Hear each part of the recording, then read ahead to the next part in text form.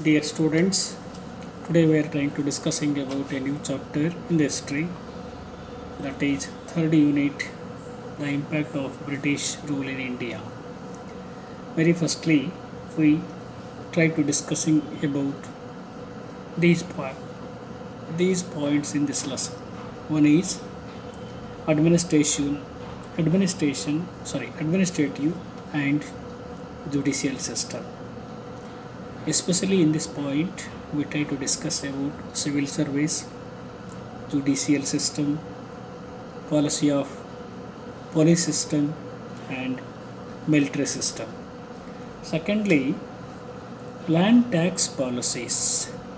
In this point, we try to discuss about permanent zamindari system, mahalwari system, and raitwari system.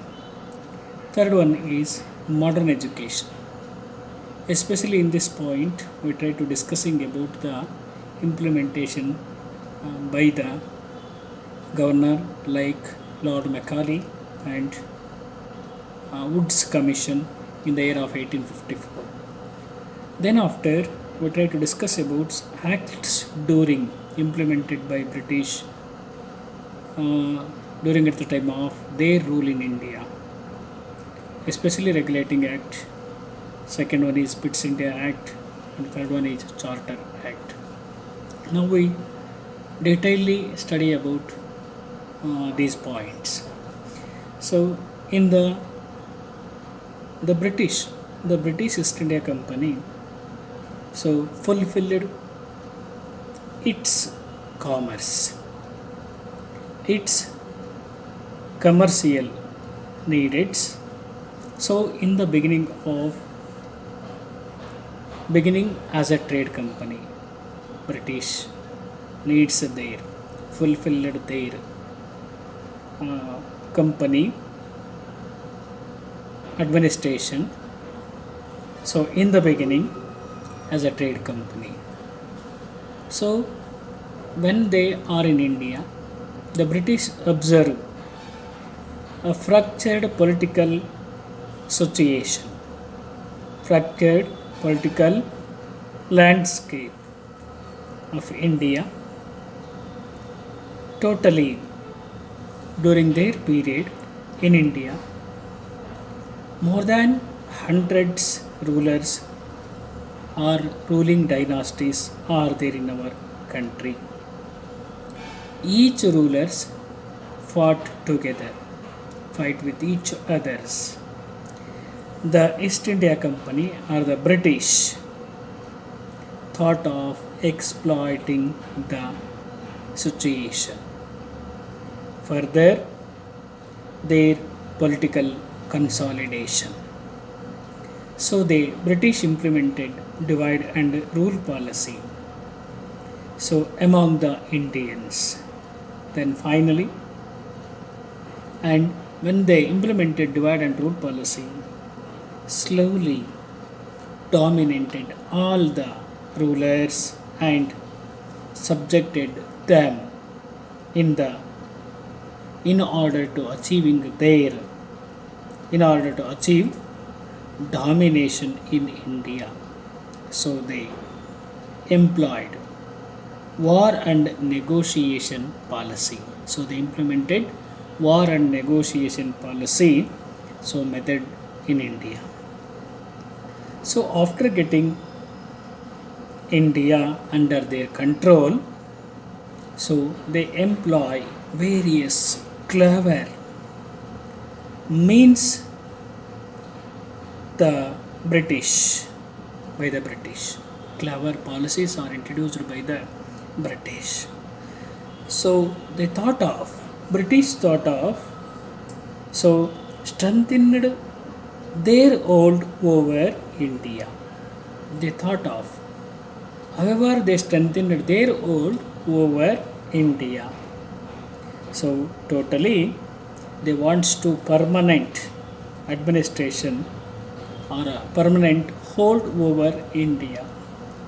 So India was then British. So they tried to capturing all parts of India.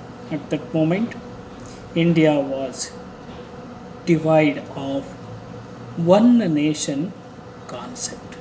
So India was divide of one nation concepts and was scattered so into various kingdom. Instead of one nation policy, India was scattered so various kingdoms. Then the British interrogated at that moment, middled. I mean the British who came in middle interrogated so the whole of India interrogated, or the British integrated the whole India so under the administrative and political structure. So the British wants to India under their control.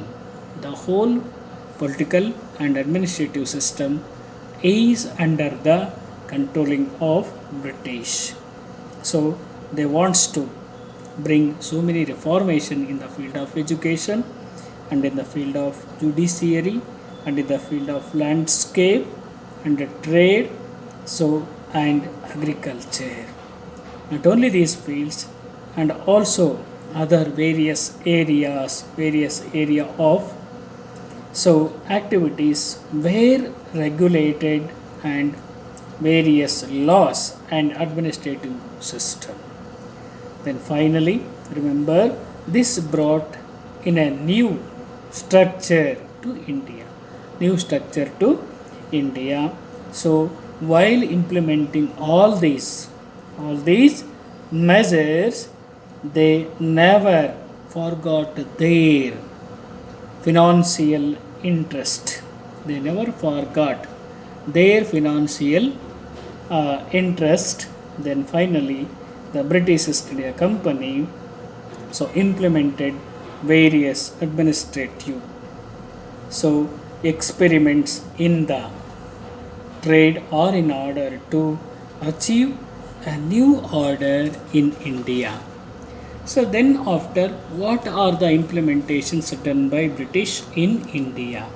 So first one is administrative and judicial system. Firstly, we try to discussing about civil service. What are the implementations made by British? So in India, especially in the field of civil service. So Lord Cornwallis so introduced administration of civil service. Lord Cornwallis so introduced the administration of civil service. So the system of appointing employee for the purpose of trade was alone. The appointment of the employees for the purpose of trade so was done by East India Company from the beginning. Then after, the company also provided permission for private workers to trade by using these opportunities. Employees made so money and became corrupt. So through the illegalness or illegal so means. Then finally, so the control this to control these activities in the year of 1773, so the government of England implemented Regulating Act to stop the illegal activities of companies workers or companies employees. The English East India Company implemented Regulating Act in the year of 1773. So the aim of this Regulating Act was the name suggestion to enforce control. The act was, and what was the aim of this act? So the aim of this act as the name suggested to enforce control, to bring control over the traders or employees. So this act was implemented. So then after in the year of 1800 AD, Cornwallis opened Fort William, Fort William College. So in Calcutta, so for the benefit for people, for the benefit for the people, and to join civil service. For the purpose of to join civil service, Fort William College was started by Lord Cornwallis. So in the year of 1800 AD in Calcutta. So then finally, but this institution did not find support. This institution did not find support from the directors of East India Company. The college was not supported by the directors of East India Company. So as a result, all the opportunities, all the appointments, so till 1853, so were done by the directors. So when the college was not accepted by the company's directors, board directors, so all the appointment were appointed by the company up to 1853. From the 1853, so onwards, the appointments for the civil service so were done through the competitive examinations. So this did not benefit to Indians so much.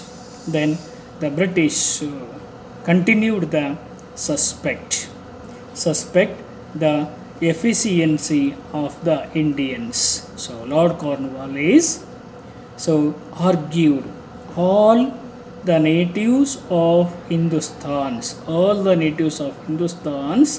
are completely corrupt. So one of the Governor General, Lord Cornwallis, argued that all the natives of Hindustans are corrupt. As a result, only lower grade jobs were given to Indians. This was argued by Lord Cornwallis. So then after we try to discussing about the judicial system. Another important implementations done by the Britishers are the judicial system. A new judicial system so started finding a roots when the British rule in begin taking over. When the British very starkly they tried to so find out a new route of judicial system. Then finally, so the Mughal ruler.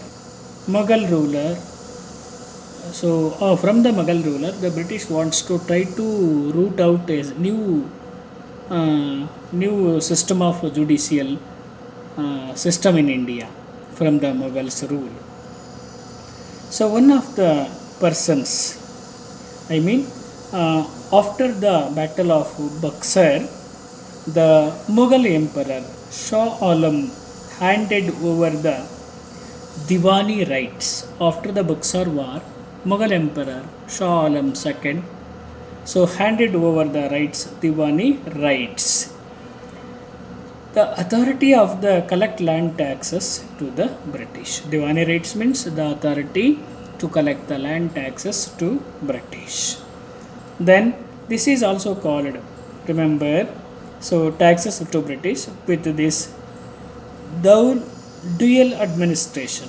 When Mughal Emperor Shah Alam so handed over the Diwani rights, so collect of land tax from the Indians, so dual government brought into practice. Dual government came so into effect in Bengal region.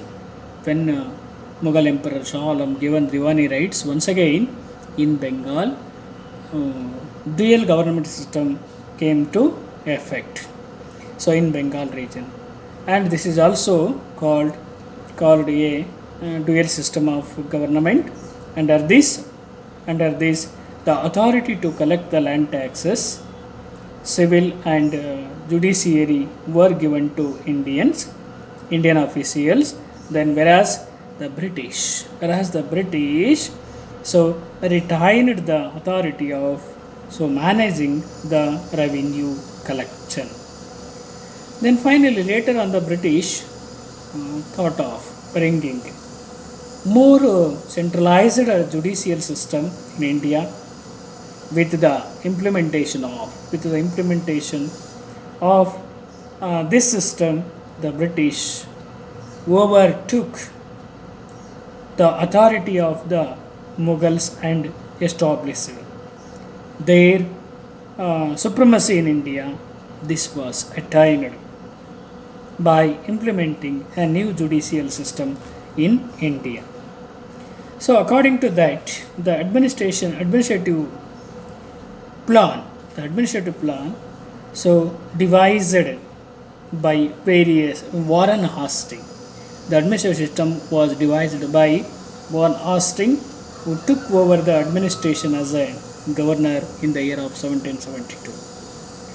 Two type of courts were needed to be established or to be regulated or established in the each district. A Diwani Adalat as a civil court and Faujdari Adalat as a criminal court. In these civil courts, Hindustan or Hindus were dispensed justice as per the Hindus scriptures and the Muslims as per Shariat. Slowly the British legal procedures were introduced in the criminal courts. Then civil courts came under the administrative of European officers,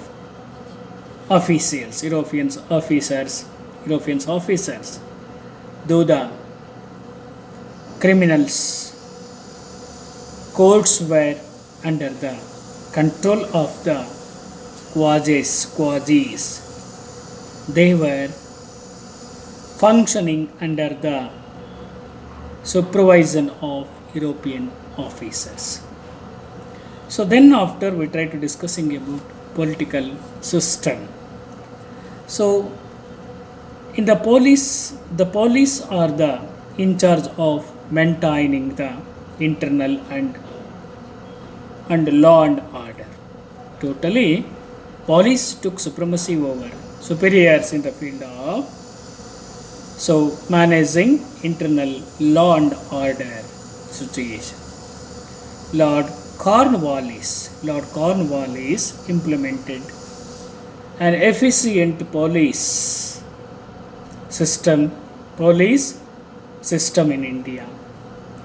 So this person created a new post of Superintendent of Police.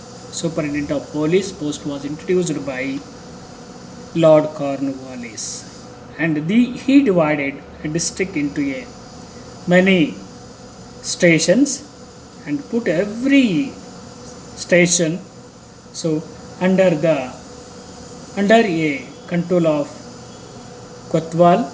Similarly, he put every village under the care of Chowkidar. Kotwal was made accountable for thieves, crimes and others. Law, violence at a village level. So then after the severe drought of 1770 led to the weak law and order situation, hence the entire police system was brought under the control of British officer.